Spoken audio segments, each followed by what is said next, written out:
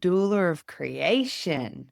I was like, when I reflect back over my last 10 years, like not only have I created and birthed so many different things in my life, I've also supported so many women. I'm just really passionate about supporting women to tap into their feminine essence, to be able to really understand the creation and birth process. And being able to bring alive all of our heart's desires, the birth portal, it really amplifies everything that's been going on in your life, and you can see all of your patterns, and all of the things laying in your subconscious as you're birthing your child. And we can only really do that if we trust ourselves. And the way in which we trust ourselves is by marrying our own masculine and feminine within us in the healthiest ways. Women are often disconnected from who they are. A lot of women come into my container and they really want to be their authentic self, but they've never really done any work to unravel who they are. So, yeah, you won't always get what you desire straight away. You'll get what you need. Journey. And yeah, it can be huge. I've had a client recently in my work, which is the same process as the container, but she was wanting to birth her business and live more from her heart. And bless her, she's a beautiful woman. She actually ended up having a heart attack and needing to have that experience of actually opening her heart and deep healing that she did. And a big message that I always hear from you is that we can't pour from an empty cup. And we totally can't. When you do try and do that as a mother, it doesn't flow.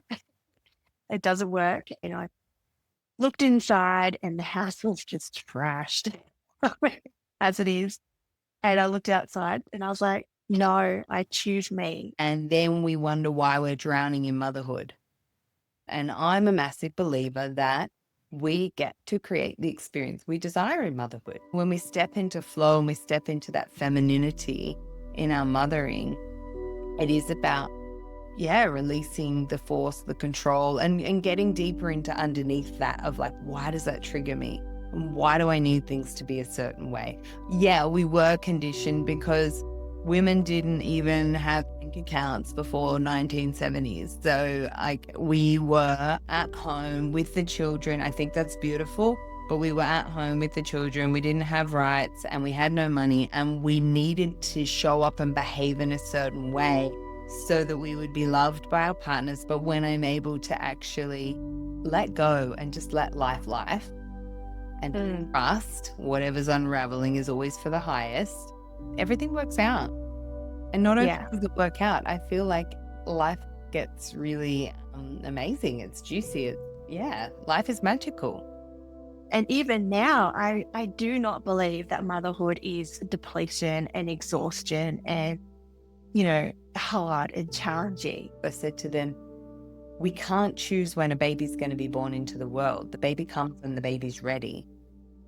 And I was like, and I'm going through that with this house. The house is going to come when the house wants to come, and I can't force it. This is the thing that I really, really would love for all women to experience, is that magic of the flow of when you fully stop micromanaging everything in your life.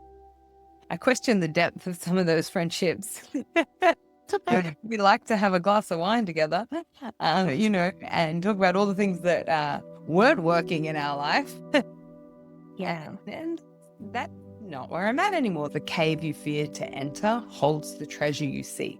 She actually was suffering postpartum depression, and she's no longer on any medication. She no longer has anxiety or depression. 4 months gone.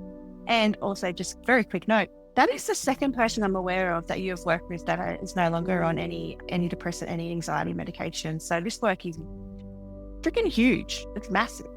I do believe that when we learn to work with our emotions and have all the right tools and understand trauma and the nervous system, that, we can free ourselves from needing to escape or needing support to avoid what's actually there, and instead process it so that, we can liberate ourselves.